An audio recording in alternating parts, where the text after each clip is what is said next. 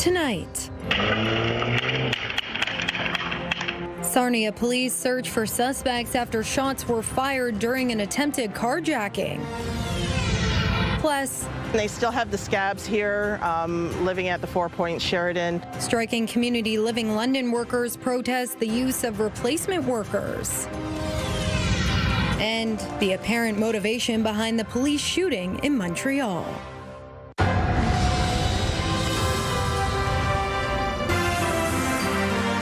CTV News with Lauren Stallone. Good evening. Thank you for joining us. We begin tonight in Sarnia, where police are searching for two people after shots were fired during an attempted carjacking.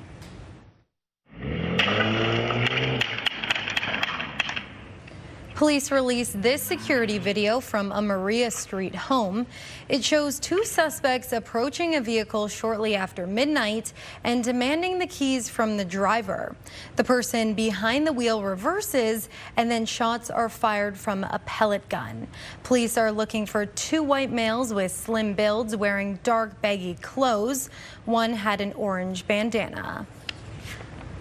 Meanwhile, the westbound lanes of Exeter Road had to be closed today after a collision around 7:30 this morning. The crash happened at Exeter and Sholto Drive. It involved a car and a transport truck. The impact of the collision caved in the driver's side door of the car.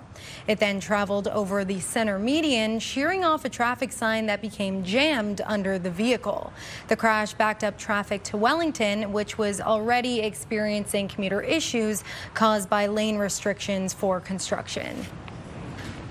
Tensions continue to rise as workers employed by Community Living London remain on strike. As Jerry Dewan reports, there was another confrontation between strikers and security members escorting replacement workers. Who's got the power? We got the power! Members of OPSU Local 166 arrived at the 4 Point Sheridan around 6 this morning. Their issue is with replacement workers they say are staying at the hotel. They still have the scabs here, living at the 4 Point Sheridan. So our members came out this morning and set up the picket line and shut it down so they couldn't get out. The OPSU members work for Community Living London, supporting people who have developmental disabilities. Vans carrying replacement workers to group homes were being held up by the picketers, who were cranking a little music with a message, including Jay-Z's Hard Knock Life.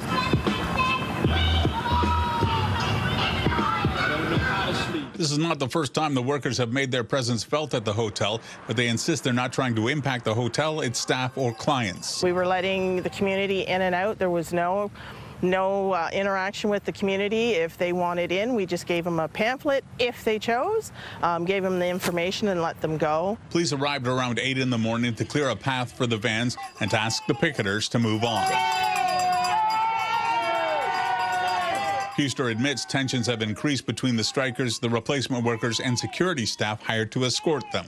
Tempers rise on both sides, and it's, it gets pushy. It got pushy this morning. OPSU members from 27 union locals across the province have been on strike for 5 weeks now. They're calling on Premier Doug Ford to get involved in the negotiations. We've been working on it. We've offered what we can for results, and he's the one that just needs to decide, get us back to work, and end this whole strike province-wide. The union members aren't ruling out a return to the hotel. Jerry Dewan, CTV News. Good evening. It was just an absolutely beautiful day. We started this morning with that nice fresh breeze out of the north. It was a bit gusty at times. The winds continuing out of the north. It did generate some cloud cover off Lake Huron. It's that puffy cumulus cloud as that wind moved across the lake. Lakeshore communities on the cool side through the day today, just into the upper teens, but making it to 23 degrees in London this afternoon. Really just a gorgeous evening underway. Lots of sunshine, fair weather clouds in and around the area, and skies will be clear as we head through the overnight. Temperature hovering at about 14 degrees by midnight. Another one of those nights where you want to keep those windows open. I had my windows open through the day today. Conditions changing in the extended forecast. We'll talk about that and the opportunity for some showers moving in as we head into Wednesday night. I'll have all your local details coming up in just a few minutes. Thanks, Julie. Montrealers woke up today with heavy hearts after a police officer lost his life in the line of duty. We're learning more about the victims, the suspect, and his manifesto. CTV's Geneviève Boschman has more. Investigators are combing the crime scene and searching for evidence in a manifesto left in a hotel room. The coroner's office identified the suspect as 25-year-old Seth Scott Hatfield of Lethbridge, Alberta. There, police conducted an early morning high-risk operation, searching in a residential area near the Lethbridge University where the suspect was a student. Officers are working to piece together why he traveled to Montreal, booked a hotel room, and carried out the shooting. The more than 100-page document he left behind reads like a rambling thesis on incel ideology: anti-women, anti-capitalist, anti-establishment. An ideology with echoes to the 2018 van attack that killed 11 people, injured 15 in Toronto, and the Polytechnic massacre in Montreal in 1989. The shooter then left a note blaming feminists for ruining his life. The manosphere being this not centralized movement that has different branches within it that is very active on the web. So the incel movement is one of them. In the manifesto, the shooter also blames the pornography industry for increased isolation of young men, for weakening their will to fight the system. Alo, Pornhub's parent company, is right across the street from the hotel. But investigators have not confirmed that this may have played a part in the suspect's decision to strike here. Montreal's Mayor Soraya Martinez-Ferrada said she did not want to make comments on the manifesto, but said misogyny and hate overwhelm social media. When you see recruitment of young people through social media, it is very concerning. And she says more has to be done to ensure that hate doesn't spill onto the streets of her city. Police forces across the country were warned against copycat attacks as the investigation here continues. Geneviève Boschman, CTV News, Montreal.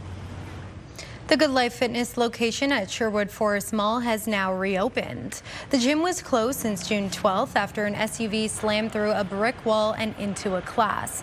6 people suffered various injuries. The driver, 59-year-old Jennifer Lynn Hopper, is facing 6 charges of criminal negligence causing bodily harm. She has since been released on bail. Meanwhile, at today's London Council meeting, Mayor Josh Morgan praised the heroic efforts of Mia Leroux.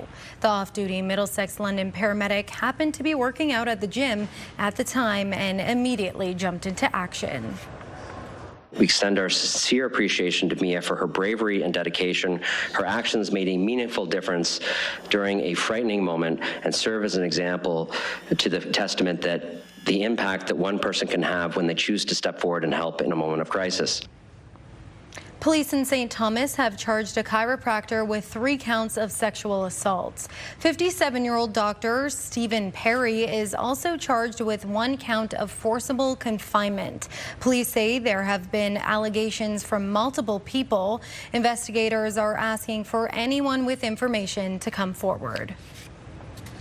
New technology is being used here in London to help reduce workplace injuries across Ontario. Today, researchers showcase state-of-the-art mobile labs that collect real-time data from workers on the job, including local paramedics, with workplace safety top of mind. CTV's Rita Ismail reports. You can see some of the equipment here is anthropometric measurement tools, so we have a full body scanner. The Middlesex London Paramedic Services headquarters was a research site today as the Canadian Institute for Safety, Wellness and Performance, along with Workplace Safety and Insurance Board, showcased new technology that aims to prevent workplace injuries. This work is very innovative, never has done before anywhere in the world because of the approach we're taking. That approach is bringing state-of-the-art mobile labs directly to workplaces, collecting data in real-world environments rather than controlled lab settings. The technology is part of an $11 million investment by WSIB. $1 investment in prevention saves $2 on taking care of somebody if they become ill or injured. And we know to get the right answers, we need to do research. The labs are equipped with advanced tools, including motion sensors, eye tracking technology, and 4D imaging systems that help researchers better understand how workplace injuries occur. For paramedics, whose jobs often involve lifting patients and working in unpredictable environments, the findings could help shape future safety standards. It's an opportunity through an initiative like this that there's actually research being done using frontline paramedics and getting information directly from the frontline paramedics and the logistics staff to be able to see what it is that they go through on a day-to-day basis and be able to use that to drive the change. Researchers say the information gathered will help employers identify risks before injuries happen, improve compensation decisions, and even lead to better fitting protective equipment for workers. The 3 mobile labs have already visited 24 organizations across the province, collecting more than 2,500 hours of data from over 550 workers. Rita Ismail, CTV News. Southwestern Public Health is urging its member municipalities to consider safety risks if they allow the public to bring their own alcohol to local events. This spring, the province passed a law allowing communities to issue BYO permits for cultural events. The health unit wants municipalities to ensure safety and enforcement control are in place, including comprehensive monitoring along with signage and public education, among other recommendations. Elgin County Warden Dominique Gigar says BYO has not been an issue of concern just yet. We've had some informal discussions, but we are not hearing or seeing a lot of requests from the public to have those kind of permits and enabling a sort of a BYOB approach. What we have right now works so well, and it seems to be supporting everyone's interest. An Ingersoll senior is about to retire for the second time after biking to raise nearly $200,000 to fight childhood cancer. CTV's Sean Irvin has the story. Henrietta Mulder prepares for another step in her journey towards 300 kilometers. While the distance may not be as far as she used to travel, at 79, the cause she is riding for remains the same: childhood cancer. Over 10 years, Henrietta has raised nearly $200,000 for sick kids through the Great Cycle Challenge. The first year, it was a fun way to fundraise with a friend. And I did 1,000 that year, and yeah, it just kind of grew from there. Then in the spring of 2018, the cause became deeply personal when her own daughter was stricken by cancer. Arlene was in her 40s at the time, but still Henrietta's baby, as she recalled to us in 2020. We came home from Florida, and in the first week, we got the phone call that she had been diagnosed with stage 4 colon cancer. Sadly, Arlene passed away that October. 8 years on, she remains Henrietta's motivation. Actually, I have a purpose. It was cut short, but she was always my motivation. I still ride in Arlene's memory, but just thinking of all the kids out there, that's what it keeps driving me. But the drive is coming to an end. Aging has forced her to make 2026 her final ride. Kind of bittersweet to stop after 10 years because the need still exists. With a goal of $15,000, she hopes to exceed $200,000 raised over her 10-year effort. She says a lot of that money has been generated from donations and fundraisers, some following CTV's initial stories on her mission. For instance, a local maple syrup producer in Embro. When he saw the story, he said, "I will bring you maple syrup for every fundraiser you do," and he has. Now, as Henrietta heads out for her final rides, she's hopeful another person will step on their bike and take over. As they do, she wants them to remember kids of all ages lost to cancer, as they now pedal hard to help children fighting their own battles today. It's a rewarding thing to do. Giving back is awesome. In Ingersoll, Sean Irvin, CTV News. A Huron County alt-rocker is getting ready to release her first ever full-length album, and she's using her adopted hometown as the backdrop. Scott Miller reports. Can't go back in time, step back from my line. How'd I become so bad for my health? Harley Olivia is a powerhouse singer and performer based in Huron County who's trying to take her musical career to the next level after 10 years as a flight attendant. The more I was flying and the more that sort of took over my life, the sadder I started getting because I realized music is where I was meant to be. Olivia has been fronting bands since she was 16, but after trading in the skies for the stage, she decided to venture out on her own with the help of Juno award-winning producer Siegfried Meyer, who runs Beach Road Studios just north of Goderich. It really allows us to be very productive, which I think is really important because, I mean, when you're in a big city like Toronto, like Los Angeles, like New York, there's a lot of distractions. You know, and generally, I think most people will tell you when there are that many distractions, it takes a lot longer to get things done. Been told all along. After releasing some of her own music and playing festivals and gigs across Ontario, Olivia just signed her first record deal and is getting set to release her first full-length album, set to be released in September. This album, I really wrote it about, you know, shame and liberating yourself from shame. Every song is kind of a theme, like something that I'm sort of liberating myself from. Keeping true to their Huron County home, Olivia's album was written, recorded, and largely produced at Beach Road Studios, just north of Goderich. Her first music video for the album was shot entirely in her adopted hometown. We have sort of a dystopian style for this record release. So it was a little bit of a challenge making Goderich seem dystopian. It is technically the prettiest town in Canada.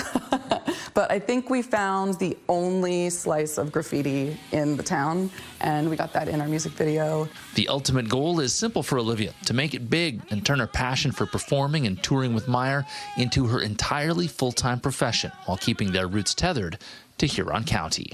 The music's inspired by our life, and our life is here in Goderich. We absolutely love it. It's gorgeous. We love it winter and summer. Near Goderich, Scott Miller, CTV News. Coming up, Canada makes a bid to increase its presence in the Indo-Pacific. Plus, CTV News sits down with the abrasive American ambassador ahead of critical trade talks.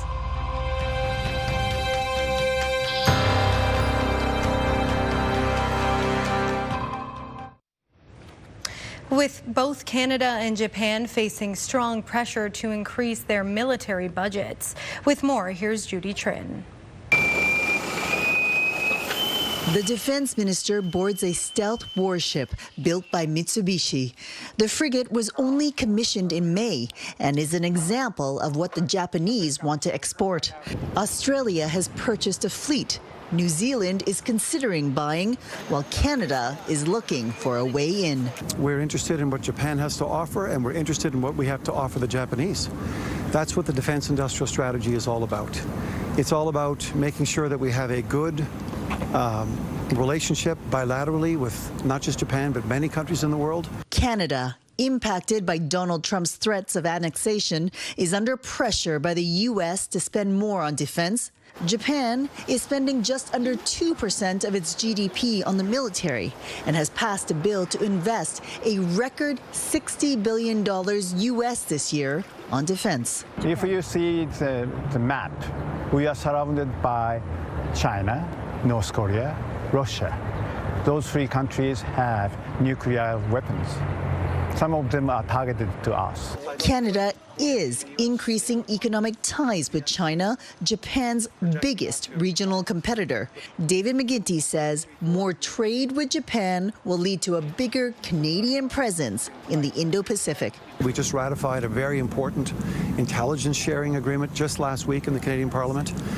That's going to allow us to continue to dig down deeper and wider in this relationship with Japan. At next month's NATO summit, the Prime Minister will present a roadmap about how Canada will reach the new NATO target of 5% GDP spending on defense. It will include a fleet of new submarines and possibly future partnerships with Japan. Judy Trin, CTV News, Yokosuka Naval Base, Japan. The U.S. ambassador to Canada is likely happy to hear that Canadians are traveling to the U.S. again. His boss, Donald Trump, has called us nasty for avoiding our southern neighbor. Well, today, the diplomat sat down with CTV's Vasi Kapellos, and CTV's Abigail Beeman shares what was said and whether we learned anything new. We did not take aim at Canada. The American ambassador maintains the U.S. didn't single out Canada in its tariff strategy. But with the July 1st deadline for a free trade deal review ticking closer. Obviously, we're not anywhere close to announcing any type of a framework or an interim agreement. While Canada's U.S. Trade Minister said this earlier this month in D.C. Are the talks unfrozen? The answer is yes. They've been unfrozen for a number of months. Pete Hoekstra doubled down on what he called the impact of October and November when Ontario ran this ad featuring Ronald Reagan.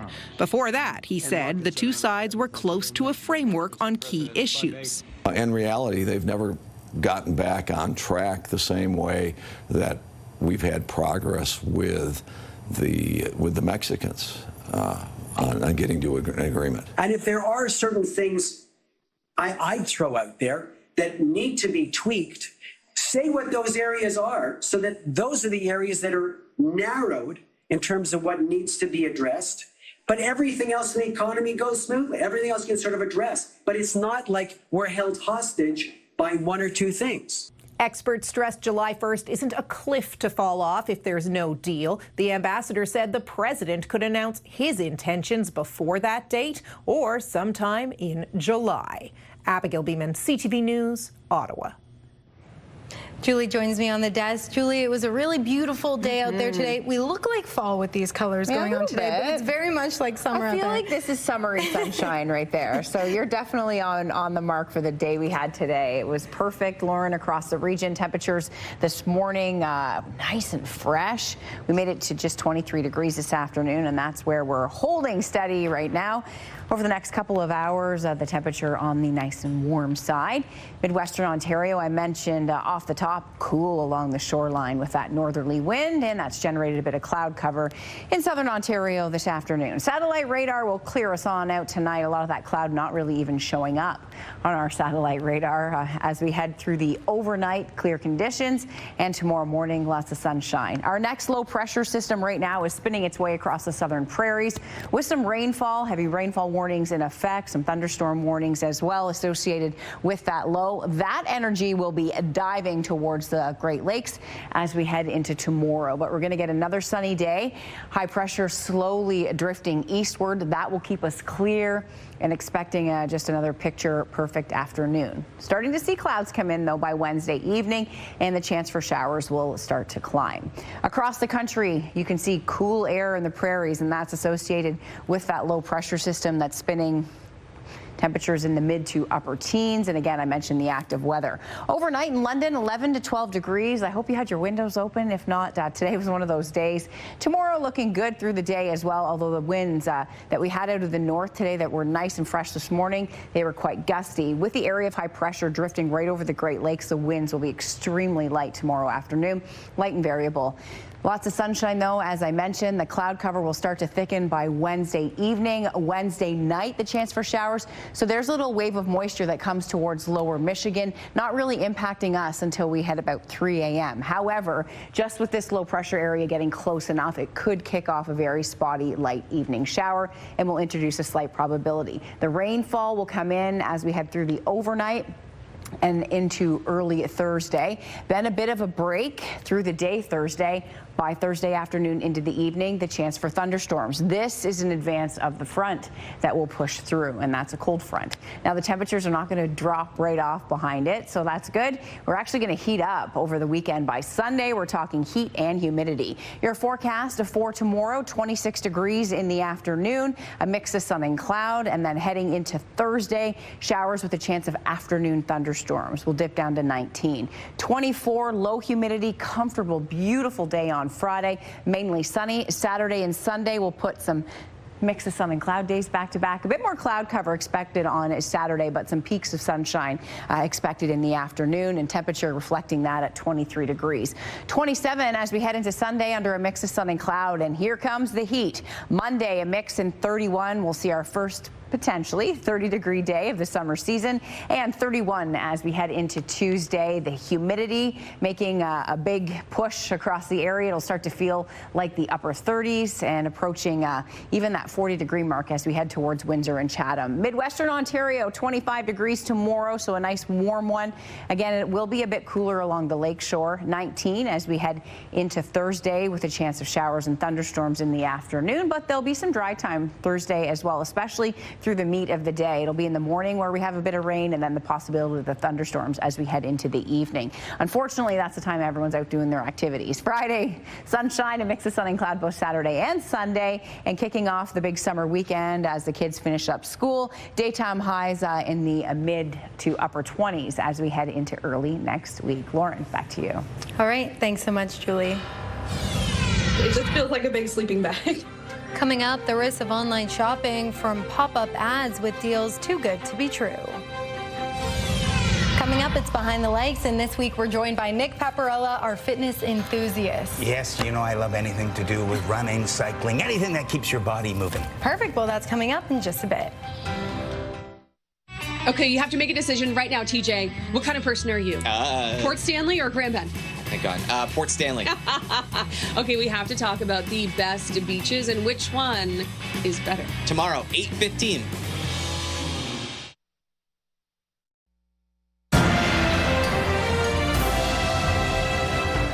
Small businesses in the GTA say they're concerned higher fuel costs could impact the summer tourism season.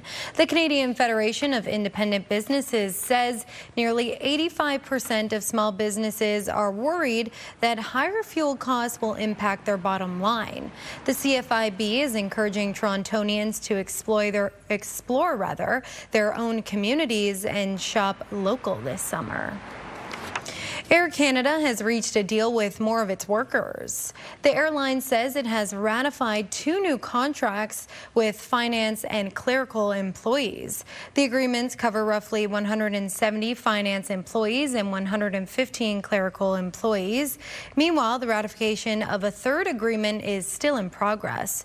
It would cover roughly 11,000 maintenance, airport airside operations, cargo, and cabin service employees.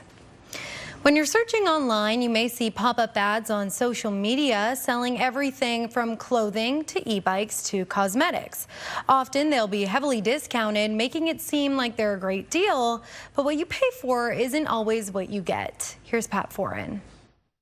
It just feels like a big sleeping bag. Stephanie LaFleur of Milton was online when she noticed an ad for a coat. She clicked on the link and saw it was 42% off, so she bought it for $117.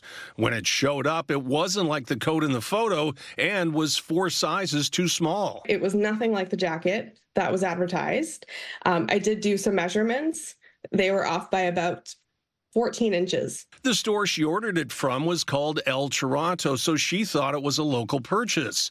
But instead it came from China, which is where she'll have to ship it to if she wants a refund. To return it, I would have to pay for the shipping to send it back to China, which I imagine would be about the same cost as the jacket. It's just terrible quality. Andrea Nash of Vaughan saw an ad for a summer party dress. She paid $85 for the outfit, but says when it showed up, it was nothing like the dress in the advertisements. The dress that they sent me barely resembled the one in the images. When she asked for a refund, she was also told she would have to ship the dress to China at her expense. You're responsible for the shipping, and you have to send it back to our warehouse in China. Unfortunately, the situation is far too common right now. Retail analyst Bruce Winder says the best way to avoid disappointment when shopping online is to stick with brands you already know and trust. A red flag for me is a company that you've never heard of or a company that doesn't have infrastructure in Canada.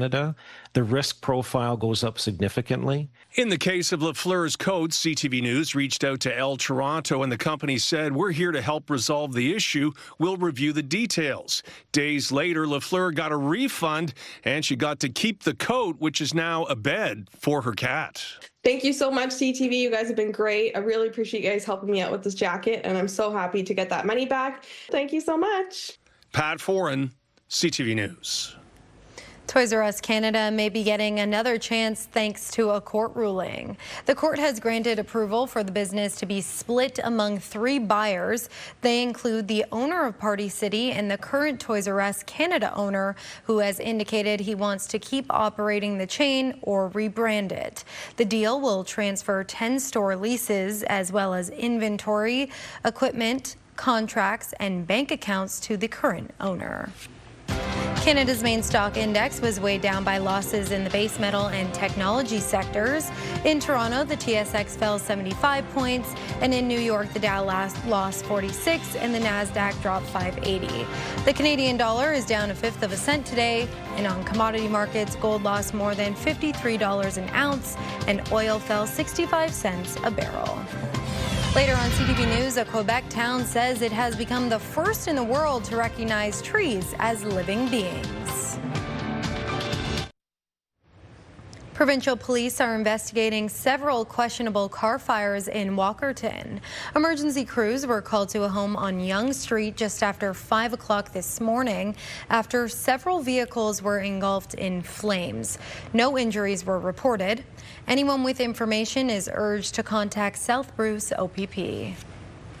A plan to cut jobs, including librarians at the London District Catholic School Board, has been put on hold, at least for the short term. The move followed a large rally outside the board offices. CTV's Sean Irvin reports.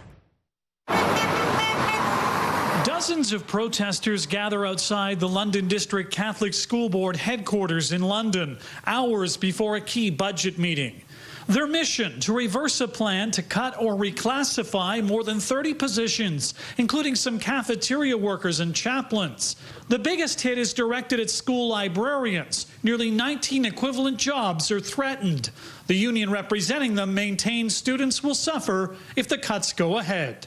So a school that might have a 5-day-per-week librarian right now may only have 2 or 3 days in the fall, which is severely hurtful to the students of this board. The impacted argue that librarians offer literacy and direction to students. They also offer sanctuary.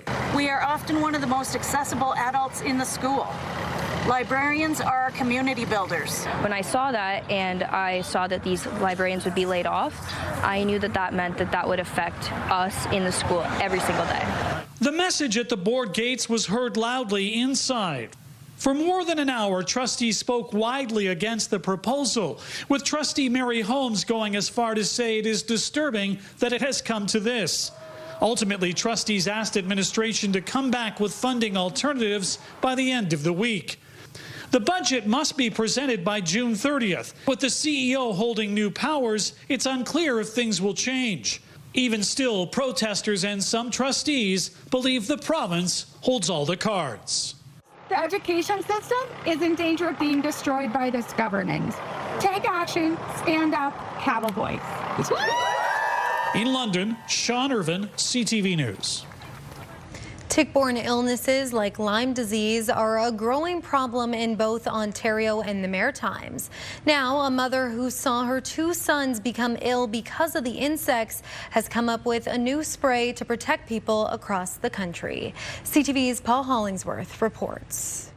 Wooded areas like this in Nova Scotia are known for having a lot of ticks. It's actually increased exponentially. Nicoletta Ferroni had to stop our interview when she noticed a tick on her arm. A biochemist at Acadia University, Ferroni says they carry dangerous diseases. Particularly Lyme disease caused by the blackleg ticks. 12 years ago, brothers Lucas and Darian Wallet both became sick with Lyme disease caused by tick bites. I couldn't even get out of bed. It was so bad. After a heavy dose of antibiotics, both boys returned to normal health, but their mother was determined to make sure it never happened again. I started to look for my own solution. Lisa Learning chose to avoid anti-tick chemical sprays and started doing research on natural remedies, using essential oils as the basis for a repellent. It can vary from one lemongrass or lemon eucalyptus to another lemon eucalyptus. With outside research help from Ferrone, who is an expert on the effects of lemongrass oil on tick prevention, Learning developed a new plant-based spray. It's that particular compound that repels the ticks. The body spray, which is now approved by Health Canada, is also pet-friendly. We are shedding light on understanding how ticks work. This spray product is popular in the Maritimes. It's available across the country and is sold online and in retail stores. It's being used by a lot of people in Ontario, which also has a growing tick problem. We cannot really make a differentiation between which provinces has more ticks than others. The idea started as a homemade remedy. This factory warehouse now produces thousands of bottles of tick repellent. In the beginning, it was just to protect my kids. Learning hopes this spray will also protect people across the country from ticks, with the warm summer season about to begin. Paul Hollingsworth, CTV News, Blockhouse, Nova Scotia. A story for you now that highlights a whole new way of treating breast cancer with a less is more approach. It could change how millions of women undergo therapy every year. CTV's Avis Favreau on the Canadian-led study that's challenging long-standing medical strategies. Good morning. What are you guys preparing today? Beth Chavalia is convinced she's helped women around the world by taking part in an innovative Canadian study. Diagnosed with breast cancer, she was prescribed zoledronic acid, but instead of the typical 7 intravenous doses over 3 years, she got just 1. The side effects were terrible. And then I actually remember saying to myself, I'm so glad I don't have to do that 6 more times. The drug is used to cut the risk that breast cancer will spread to the bones, but it can also cause nausea, seizures, and kidney disease. So in the study of over 200 women in Canada, researchers found that just 1 treatment appeared to work as well as 7, with no differences in cancer spread or deaths, but fewer hospital visits for the women and fewer side effects. We knew a single infusion would stay in the body for 10 years, so it made no sense giving the drug every 6 months.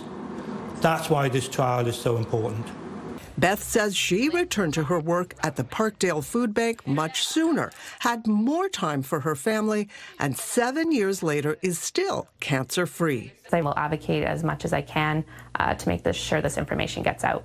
It's part of a new push in cancer research called de-escalation, tailoring chemotherapy and radiation, where it's enough to still control the cancer, but with less suffering for patients and downtime. We are now starting to ask questions about, it's not just about how long we live, it's also about quality of life. Some doctors say more studies are needed, but others believe that for breast cancer patients, they now have an option. I'd be totally confident with recommending my patients just a single dose. Meanwhile, scientists say they're planning other studies to see if less cancer treatment may be as good, if not better, for patients. Avis Favreau, CTV News, Toronto. Tomorrow, the federal government will make an announcement to an effort to crack down on the growing problem of copper thefts here in London and across the country. That's tomorrow at 6. Thank you to Susan for sending this photograph in from Delaware. Beautiful capture. Clear overnight and sunshine to start your Wednesday. We'll have rainfall by Wednesday night and the risk of showers and thunderstorms Thursday. Temperatures are set to heat up Sunday. Hot and humid weather heading into next week. The United Nations says an evacuation plan is set to begin that will see thousands of stranded seafarers transit through the Strait of Hormuz. The crucial energy corridor is slowly seeing increased traffic following a ceasefire between the U.S. and Iran. The Iranian president met today with Pakistani officials to discuss the negotiations between Washington and Tehran. The visit comes as technical teams in Switzerland work on details of a deal following high-level talks yesterday between the U.S. and Iran. Elsewhere, Lebanon and Israel begin a new round of negotiations in the American capital today. Tehran insists a ceasefire between Hezbollah and the Israelis must be part of its negotiations with the United States. Europe is sweltering under an intense heat wave with exceptionally high temperatures across several countries. In France, temperatures are soaring and at least 40 people have died by drowning. That's since last Thursday. Most of the victims were young.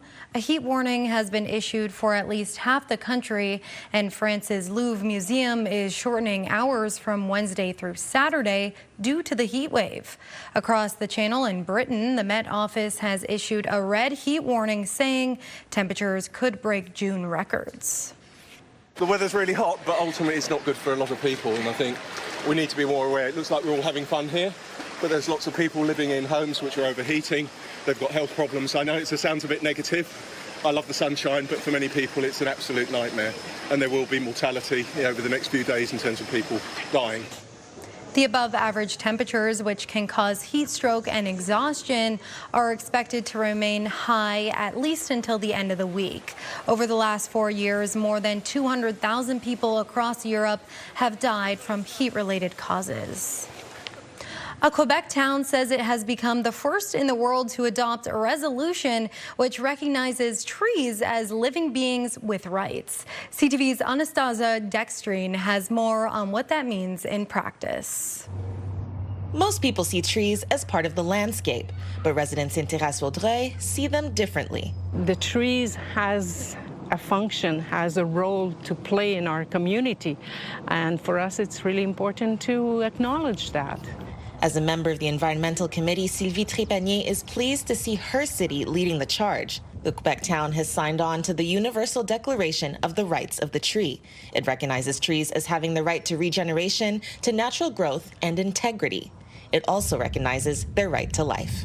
We will change the rulings for our new reality by having so many trees, protect them, don't knock them down because you have one branch that fell during a snowstorm or whatever. You know, really be aware that you can do something with your trees by using mulch, by making benches and furniture with those trees. That's something that we want people to be aware they can do. Trépanier says the city will also encourage residents to plant more non-invasive species of trees. She says it will help to mitigate climate change by absorbing stormwater and supporting biodiversity. At this moment, we have 87,000 signatures, more than that. Jenny Vega Cardenas is president of the International Observatory of Nature Rights, and she believes it's a positive step for the environment. We are waiting for the federal or the provincial level to do something for climate change and being disappointed. So it's a way to be positively active. You can feel that you are not powerless, that you can do something. Each person can ask his mayor to pass the resolution or to sign it right away. Balance everything. I'm not against construction, I'm not against, but when you see those huge buildings with no trees, I mean, plant some, please. Meanwhile, the town of 2,000 residents hopes signing the declaration will plant the seeds for others to follow suit. Anastasia Dextrine, CTV News. Coming up after the break, it's Behind the Lights, and Julie is back on the desk with us. We're going to be doing a social media trend involving these little guys, some eggs that you may have seen. So that's coming up right after the break.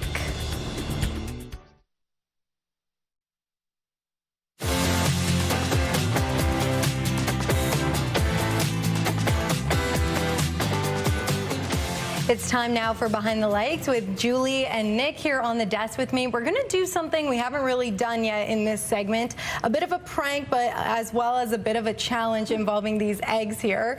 So people on social media have been posting themselves trying to do this challenge. This is an NBA team where basically you put the egg in between your forearm and your bicep and you try and crack the egg. So you can see here that they're trying to figure out how it works exactly, and the whole thing is that it does not work. No matter how much pressure or strength you put, the egg will not crack. It's kind of funny and it feels fake, but this is real. So a bunch of users have been going viral trying to see if they can do it. But I wanted to understand why this is happening, the scientific reasoning behind it. So I spoke with an engineer at Western, and here's what she had to say. People tend to think about eggs as being really fragile because they crack so easily when they're dropped, but a shell is actually pretty optimized in its natural structure. It's a dome shape, and what happens is it is perfectly designed to distribute compressive loads or forces really efficiently. So you can really put a lot of load through an egg without it cracking. So this is why you can, in this egg challenge, people can put a tremendous amount of force and put a lot of pressure on the egg. but it doesn't actually fail in that way. So in biomechanics and engineering, structures typically fail, not because of force, but because of stress. And it's in the units of pressure. And pressure or stress is force over area. And so in an egg, there is a large contact area between the egg and the arm. This is relatively large, and so it reduces the stress or pressure experienced by the shell.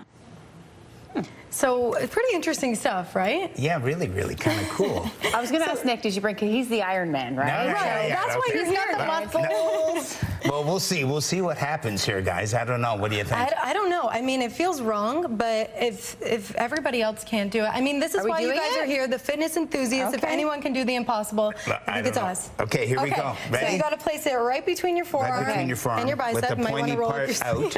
I don't know. You said the pointy part out, Okay. and then just try and squeeze. The pointy part. I feel like I'm scared. I'm scared. I think she's right. You're trying to. Are you? Yeah. There you go. It's not breaking. Okay, how many people are running right now to get eggs in? You know what? I really kind of thought, I'm leaning over because I'm thinking if it spills, but it's really not. There you go. It looks like it's bending in your arm for people at home if you can't see that, but... I can't. Let's just crack it on the desk, okay? All right, well, I mean, I guess that's it's awesome. True. It's That's just cool. so interesting. I actually thought it was. Yeah, I thought for sure. That. Change your shirt here. Go try it. Go try it. Go try it at home. We obviously couldn't do it, so there you have it. Thanks for us. That's our time tonight. We'll see you again next time. Don't break the egg, Nick. Thanks for watching. Have a good night. Good night, guys.